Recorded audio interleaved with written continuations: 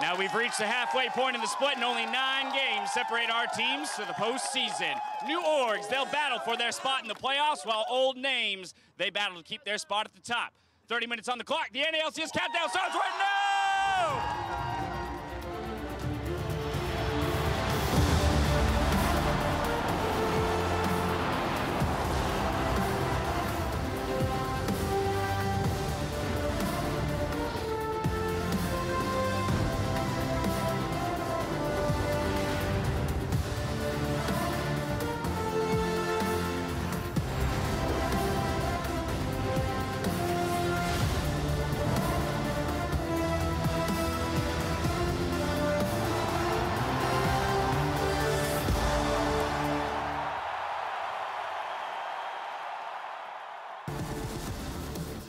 Second half of the round robin starts today, and TSM all smiles heading into their match, confident they won't repeat mistakes from last week. Of course, Clutch Gaming, they prepare in their ready room, ensuring they don't have to rely on objective steals to achieve victory today. Rather than getting in some last-minute prep here before they take to the stage. Hello, everyone, and welcome to the NA LCS Countdown, where for 30 minutes we look at the players taking to the stage and preview the day's matches until the timer reaches 0, and we jump into Champion Select. Time to get things started with a look at the standings. Cloud9 and EchoFox, they won't be sharing first place for much longer, given they face off in Game 3. We'll see if the likes of Team Liquid in third or Clutch Gaming in fourth can gain ground on one of them after our games today, as 100 Thieves and TSM aim to do the same from fifth. Now, looking at that first place matchup, it's clear that these are the top 2 teams in the league, and just yesterday, Huni and Svenskeren were going back and forth on how they thought today's matchup would go. C9 is definitely their strongest team in the LCS right now. I mean, obviously, next to us. Yeah, so Huni was talking shit or whatever, but I mean, I think last time we should have beat them if we didn't throw. Even though we won the last game, the last game of the C9, still, I really just want to make sure that we're just better than C9. Obviously, EchoFox looks super good. They're the same score as us right now, right? So we're fighting for first place, and I think we'll be able to win. And they're getting set up behind you, but Cloud9 TSM game, who do you think's going to take it? I hope C9 lose because, they're higher to score.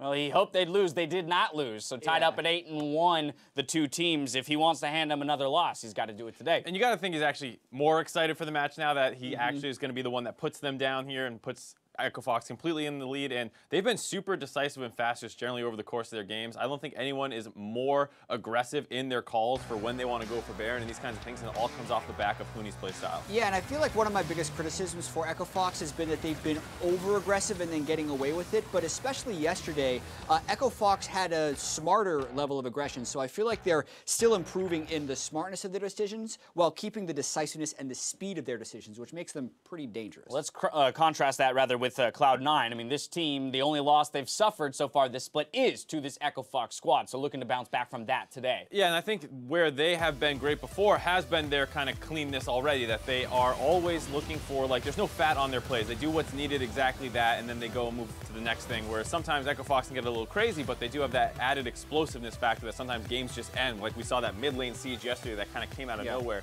And recently, though, C9 has also been picking it up, getting a lot faster in their games as well. Yeah, and even just looking at some of the individual matchups, right? You look at the bottom side of the map for Cloud9 has been very dominant, even in a stat we call forward percentage, which is the percentage of the lane you spend on the opponent side of the map. Sneaky is 12% higher than all other AD carries in that. And the perception is that Smoothie roams a lot, but he actually is with Sneaky a lot, but does effective roam. So just another dynamic this Cloud9 team has. It's also really interesting when you also then look at how EchoFox plays, because both have this really top-focused playstyle, but C9, it seems so much built around their bot lane, whereas EchoFox have the highest CSD in both top and mid lane at 10 minutes. So that's a team that's smashing people early on with their early pressure just through their individual laning. Perhaps a bit of a split map when we get to that game. Of course, that's Game 3. Game 1 has Clutch Gaming squaring off against TSM with Team Liquid versus Golden Guardians shortly after. FlyQuest versus Optic Gaming, they're going to close out the day. But if you're looking for some pro insight, tune into Riot Games 2 for EchoFox versus Cloud9, where Kobe, Sven, and Mithy will be bringing you the action from the NA LCS Lounge. turning towards that first matchup, this is an important win for both of these teams to pick up here, as TSM, with a win, mean they tie Clutch at 4th. And I think that things are on the right track for TSM. Their early game versus C9 was something I was very happy to see. It was extremely proactive. Mike Young was getting involved with that Predator Skarner and was a clear game plan, was get to the Talia's lane, make sure she's winning it, and then she can start roaming and affecting the map. Unfortunately, they're playing the #1 team in the league in C9, so it kind of fell apart. They went over-aggressive in some of their map plays, and C9 punished them in a way that not many other teams in the league are going to be able to do. Yeah, plus, I was browsing Reddit yesterday. Someone was like, Jensen versus Bjergsen. Where you get all your information? That's how I do most of my analysis, clearly. Yeah, oh boy. But I did some more digging, actually, into these ward stats, and Bjergsen ward stats are abnormally low this split. So 1.8 control wards per game, 16 total across 9 games. All the mid laners that we track, from LCK, the European LCS, the LMS, and NA LCS, Bjergsen has the fewest control wards per game of all of those people. And in fact, he has half as many as the second worst control wards per game. Like, it's an abnormally low number of control wards, and it's not even kind of typical Bjergsen. Last split, he was middle of the pack with 5 control wards per game, which is slightly below average. It is a little strange. There's obviously a lot that goes in to what TSM is doing, but Bjergsen's warding has been bad, and I think that hurts some of their pressure. Got to look at the coaching staff. Why are they letting this happen? I mean, it's a good point to some degree, right? Somebody's got to catch this. It's slightly right. At some point, you have to be looking at the stats and say what's going on here. It's slightly tongue-in-cheek, obviously. Yeah. Right. There's fault on both sides here, and it's one of those things that as time goes on, hopefully people start noticing this stuff, and you see a lot more. Hopefully, this game, after it's made the front page of Reddit, Bjergsen ends up with a couple more control wards. That's kind of the joke that we were going over. So he's had 2 games where he's had 0 control wards. One of them was yesterday against Cloud9, where he also hadn't cleared any wards. The most he's placed in a game is 4.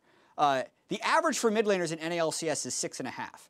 So I'm expecting him to place more than 4 control wards in this game against Clutch. Will today. he place more than 6.5? I think so. More than 4. Okay, just more than 4. Yeah, He's not over under. We're not going to meet the average. I don't think it's some great strategy that they have. Right. Like, he places the perfect control ward and it is never cleared. Like, they need to move their vision around, and he needs to purchase those. Fair enough. Looking at their opponents, Clutch Gaming, a win here means you further distance yourself from those teams at the bottom half of the standings. And I think a lot of us are surprised at Clutch Gaming being one of the only teams in the league with a positive win rate based off how they looked last week, when it felt like they should have ended that week 2-6, and here they sit 5-4. So they're in an excellent position, and this team has a lot of clear paths to improve, so this is a great spot for them at the midpoint of the season. Yeah, they're such a weird team for me to look at here, because a lot of people coming into the season were having Solo as the worst top laner in the league. He hasn't performed that way. He's actually been pretty damn reliable on pretty much any matchup they give him. And then Febiven has been a very good late game carry for them. And you didn't expect Lyra to be weak either, so he's been struggling a whole lot. It's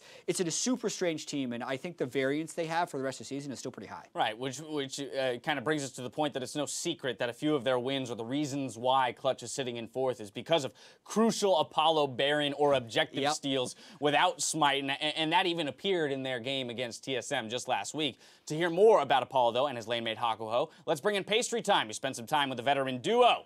Pastry Time, you got a lot of time on your hands. Certainly do, and spending it with some veterans on the Rift. Veterans and pastry, apparently, which is the things I, of course, are known for. Apollo and Hakuo are actually a pretty cool duo. I think their origin story is kind of a fun one. Hakuo and Apollo actually are 2 players that have both finished in 10th. Apollo was originally that babyface man there with Fusion all this time ago. So all the players on this team, but in particular their AD carry on the bot side, have just been playing for so damn long. Like I said, they were both on 2 different 10th place teams. Apollo actually has that honor twice in his career, which is not great, but again, a player that's been around for a while. And then they came together and this started happening. 2017 summer, they had insanely good laning stats as a pair, with Apollo topping that CSD and getting close to that goal difference as well, playing up, playing aggressive. And this is on a team that was not performing all that well on Envy. You look at Hakuo, again, that same aggressive playstyle, playing very far up, the first for support in the summer. If you got to catch up the 2018 stats, unfortunately for them, they've been trying to play the same style, but it's not necessarily working out as well as they'd like. Again, I think the competition's a little bit better. People have kind of wised up to how their bot lane likes to play. And the solo laners on Clutch definitely like to play a little bit slower. Lots of gangplank games for solo. Febiven has been on the likes of Orianna and Azir, these kind of more, and Corki as well, these more late game scaling carries. So the style has changed a little bit, but Clutch's duo are trying to keep the aggression that made them so successful last year.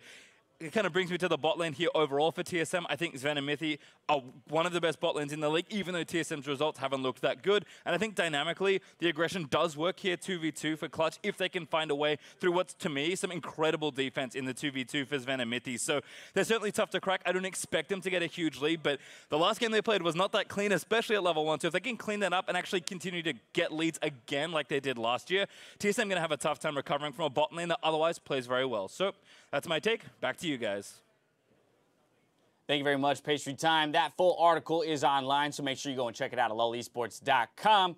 But gentlemen, as we talk about the bot lane matchup here in particular, I know one thing we've talked about with TSM is at least their ability to gain small advantages in the early game. That is still, you know, ever present. It's more the mid game where things start to fall apart. So what's our opinion of the way the lane phase might, you know, play out between these two teams? Well, last game, unfortunately, did not serve as a great indicator of how it's going to go because there was that crazy level 1, which then TSM was able to ride that advantage for a long period of time, and Clutch worked their way back in through crazy objective steals. So you don't have a great blueprint for how you think this is going to go, but there is more counterpick focus on the side of Clutch Gaming's bot lane. They take things like that Morgana into the enemy team's Braum and stuff like that. So I would expect similarly aggressive picks early on. All right, there you have it. Before that match in about 19 minutes, let's tune in to what the teams were saying the first time TSM and Clutch Gaming faced off in this edition of Mic Check.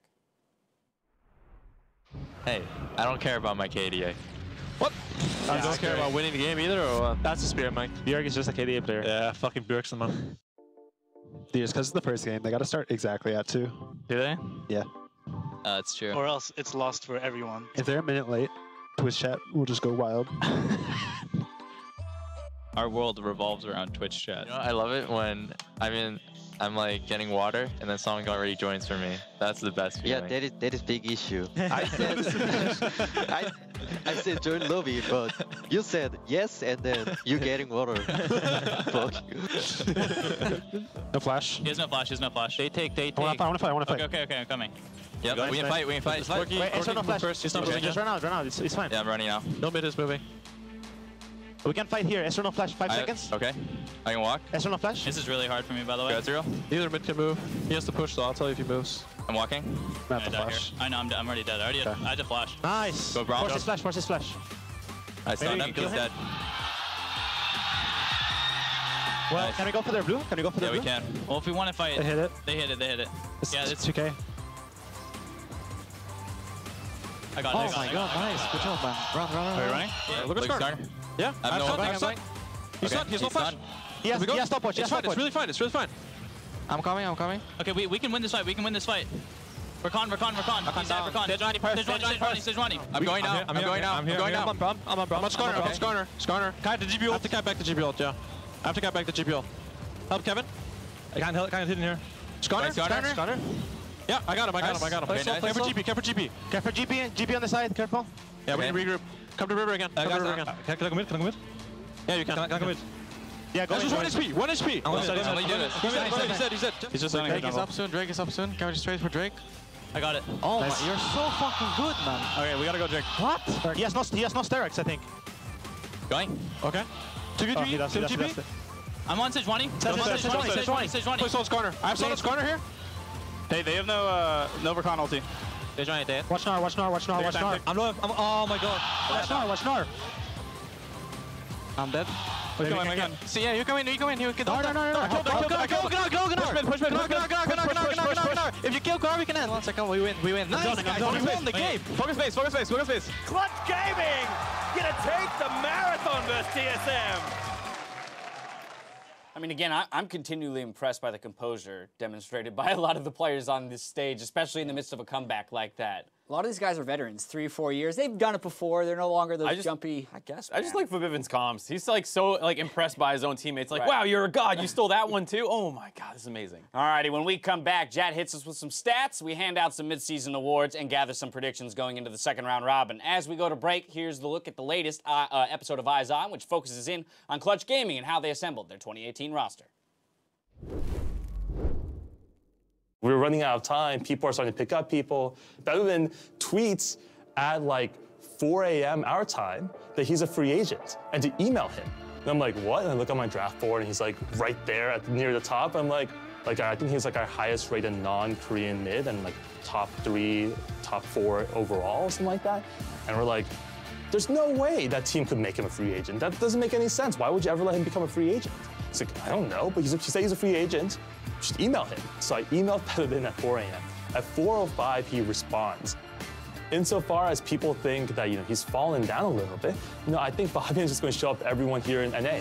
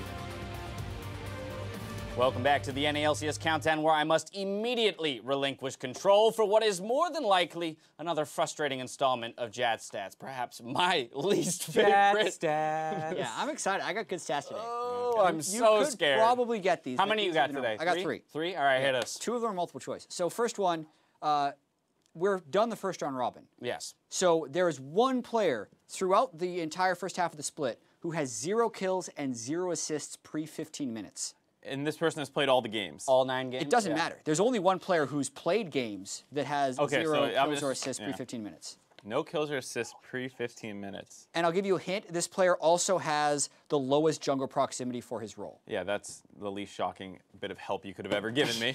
Just saying, it's help. Okay, so it has to be a... Damn, we were even... There's no jungler that's this bad, so right? Well, hopefully. It's not Sven at Worlds. No, yeah, exactly. So we got to find someone else. I want to say it's going to be... It's got to be like a passive mid laner. I think it might didn't do anything for 15 minutes. It might be a passive mid laner. Could also be a passive bot lane. Maybe. I was going to say, or yeah, exactly. It could be like a support who just... You need an answer, Well, guys. it's a single player, so it can't be bot lane, right? Okay, all right. So mid lane, who hasn't done anything in the mid lane? No kills or assists. I mean, High does stuff. High definitely does stuff, and it's definitely not Fly because they do things in the side lanes. Oh my God, this is the hardest. Gotta narrow it down. This is the hardest. Throw one is in it there. Ryu? Have they? Why don't you throw Ryu? Ryu. Power Revolt does stuff. I'm gonna. I'll go Keen. I'm gonna go Ryu. Stixay. Stixay. Close enough. Yeah, Biofrost has 1 assist. I didn't think it could be a bot laner. 0-2-0 pre-50 minutes. So wait, it was a bot. You were close. You were close. Yeah. Okay. Clearly, that was too many choices, so we're going to narrow it down. Are you guys familiar with major leads? Yes. Major deficits. So essentially, a major lead is 51.5% or more of the game's total gold. Right, at any given point. At any given point. So which team has the highest percentage of their game with the most total, with 51.5% of the team's gold? Is it A, Cloud9, B, Echo Fox, C, Team Liquid, D, Clutch Gaming, E, 100 Thieves, F, TSM, Oh my God. I hate you so much right now. The Guardians. All right, I think this might be pretty easy. I'm going with F, TSM, just because they get leads and then do nothing. So they have that lead and they just sit with it. This is most time spent? Yeah, so they're leading the league in percentage of the game with major so like leads. Echo Fox wins too quick, Team Liquid wins too quick, Cloud9 wins too quick. There's long games. But I don't think it's Echo Fox. I want to say multiple choice, just like you guys asked. I'm going with F. Okay, Mark is F. Dash is. It's not Clutch either. Let's go with. Damn, dude, this is impossible. I'm gonna go with. Where's the dartboard, Jet? I need that. You're right. Flip a coin. Let's go with. Team Liquid. It's TSM. Mark had. It is? Yeah. Team Liquid's close. Team Liquid's, I believe, third. Or Echo Fox in C9. Team Liquid would be fourth. Okay. In that stat. Final question right here. The champion. So we've been tracking solo kills since 2014. That, for this stat, counts as NA LCS history. The champion with the most solo kills in NA LCS history. Which champion? We got a multiple choice for this one. Okay, we got. These are the choices: A, Syndra, B, Kha'Zix, C, LeBlanc, or D, Corki. Most kills. Most solo kills. So solo kills that do not have assists. Wow. Surprised there's no like clear top laner in there. Yeah. I would have thought like Fiora. You guys want to use a lifeline? I do. Yeah, I think so. I was about to say. I mean, clearly I will I always need to take help help. more than Yeah. Mark. Yeah. So maybe Mark can answer it himself. I'm gonna call out to Avli. I'm gonna get some help from those of us who have joined us in the studio. Avli, help us out here. Champion with the most solo kills all time in the NALCS. Syndra, Kha'Zix, LeBlanc, Corki. I mean, it's a difficult question, guys, but let's see what the fans have to offer. Who thinks, round of applause, that it is A, Syndra? It's pretty loud applause. Let's hear it for B, Kha'Zix. Not as much. What about C, LeBlanc? We got some applause there. And last but not least, D, Corki. Not so much. I'm hearing a little bit between A, Syndra, and C, LeBlanc. Does that help you guys out enough? What do you think?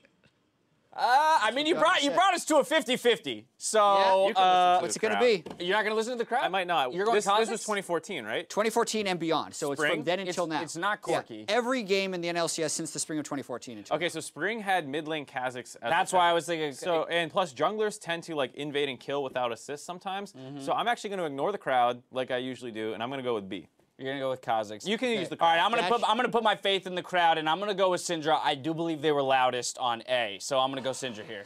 I swear to God, don't you say it! No. The crowd was. I thought it was loudest for LeBlanc. Honestly, I thought you'd get some this week. Mark got one. I'm ready to watch Okay. games of League of Legends. Thank you very much. That was too fun. bad you have 6 more minutes. Stop Audience is good at embarrassing that myself. game, You're right. actually. We do have 6 more minutes. We got a lot to crush through, so let's go ahead and push forward. Want to put? I don't even know what that says. We want to hand out our picks for the mid-season awards, but first, let's hear what the pros said when we asked them for their picks. If I had to pick mid-split MVP, I think it would be a toss-up between Dardoch and Smoothie. Smoothie beats me, so he's the MVP. I think it will be Dardock. I'd pick Huni, just because I know how much impact he's had on our team from the inside. He's really good. He's pretty good. Yeah, he was on SKT or something, you know. He's all right. Probably Pobelter. I think he's done really well in TL, and he even when they lose, he still seems to do really well. Licorice is 100% rookie of the split so far. I think Licorice for sure. Licorice for sure. Licorice, obviously. I don't think anyone can deny that Licorice has been doing really well. Licorice is definitely the rookie of the split. I mean, I just watched a game versus TL where he just destroyed Impact, which was C9's old top laner, and he just looks really good right now. He looks like really confident on stage as well, which is really good. Sounds like it's a pretty tight race for Rookie of the Split, while MVP is clearly decided. No, first up, let's look at the eligible players for Rookie of the Split. It is important to remind all of you who's in the running. Licorice, the clear front runner, Onda, JJ, and Deftly also looking to make a case for themselves. Yeah, no, they've made a case, and the case is clearly in Licorice's favor. There's one correct answer here. That's the C9 top laner. B, there Licorice. You shouldn't hold it against Licorice that his team is good and that they're playing around him, because he is taking leads and extending them the way a lot of other top laners have not been able to do. So he's playing better than a lot of veteran top laners, and it's been the best rookie for the first time. All right, let's move along to the all-team. Perhaps the tougher decision to make. This is the best performer in each position from top to bottom. So let's talk about it. Yeah, through half of the split, I chose Echo Fox's top half of the map, as well as Phoenix, because I think he's been an unheralded performer in lane, as well as his ability to play Zoe super well. And then the C9 bottom lane has been dominant. And yeah, so that's where our only point of contention is between the mid laners. Phoenix obviously has much better stats and has been playing out of his mind, deserves to be in the conversation, but I think Jensen does a little bit more with a little less from his team. Oftentimes you see a ton of bans go up in the mid lane, and he's pushed down really far his list. Yeah, and I was extremely close to having Doublelift in there as the bot laner, but I feel like Sneaky, especially when you're looking at some of the stuff like forward percentage and the fact that they don't gank for him, puts him above it. I think this is one of those times, too, where people sometimes say there's no way the best teams have all the best players, but it's a very split map with these two teams. You heard us talking at the top of the day. Smoothie and Sneaky are amazing while getting no resources, basically. On the flip side, the Echo Fox top lane, jungle, and mid laners all destroy their opponents. Well, the all teams get to face off today in Game 3, but of those lists that you guys just threw out there, who would be your MVP candidate? This is tough. I think the main candidates are Huni, Dardock, and Smoothie. And I ended up giving it to Smoothie in a bit of a tough decision. But I think specifically the way he plays lane, as well as has the huge impact in roaming and is an initiator, put him a little bit over the top for me when compared to Dardock and Huni. And the game today is also going to show a lot for that continuing discussion. And I also agree for right now. I think obviously in this season it's very, very difficult to decide halfway through. And he has a huge workload in front of him to get the award as a support. He needs to keep up this crazy amount of success that he's had in the first 5 weeks here, because it's so much harder to shine as a support than a top laner. And if Echo Fox ends up ahead of them in the standings, it's going to be really hard for him. Right, Jat used the key word there, continuing discussion. There's still 9 games left in the regular season for all of these players to make their case for either MVP, all-team, or Rookie of the Split. Let's take a look at who you both have for your predictions today. Ooh, are there any differences? Come on, Mark. No, what are you doing? You have no differences again? Why do you believe in CLG? Why do you? You're not supposed to believe in CLG. I don't believe in 100 Thieves today. No, me neither. Not at all. They've looked pretty bad. That's a really close game. You also are both calling and we're both calling Cloud9 and Echo Fox. I said to sell the Echo Fox crypto last week, so I got to stick with it. I think Cloud9 is shown I actually think more. Echo Fox is really good. They just don't have red side here, so they can't guarantee a good matchup for Huni, and that kind of hurts. I guess I beat you. No matter what, Jack comes out the other end of this weekend, still ahead in the season totals, but we'll see how many they get right on the day. Let's talk about some win conditions for Game 1, though, kind of refocusing on that matchup. We've got Clutch Gaming versus TSM. Jat, you get Clutch. Yeah, so for Clutch Gaming, they did beat them last time. The win condition is not Steel Baron with Mystic Shot, because I think that's unreliable. But I do think Gathering Storm is the best mastery against TSM, because they have shown that complete inability to close out games, even though they've spent more time than any other team ahead. So take Gathering Storm on 3 people, let Featherman carry late game team fight. That's Clutch's win condition. Can't believe that is a win condition. All right, go. It is. For the side of TSM, it's a little bit easier. Just treat Clutch Gaming like C9. Just pretend that, you know, you do a lowercase g. It looks like a 9 there. They actually played really... Is that what that is, Mark? Yeah, Thanks for pointing that out. Yeah, well, some people need the help. This is a game that they played very well yesterday. They did lose to the top team in the league. That's not a surprise, but I liked what I saw out of them. So just go in there with the same focus that you had, same aggressive game plan, make it happen. Maybe buy some pink wards in the mid game so you can actually force objectives correctly, and then you'll be able to win this game. Boom. There you have it. way past the victory for both these teams. Nothing left for us to say but to throw it over to the casters to get into the game.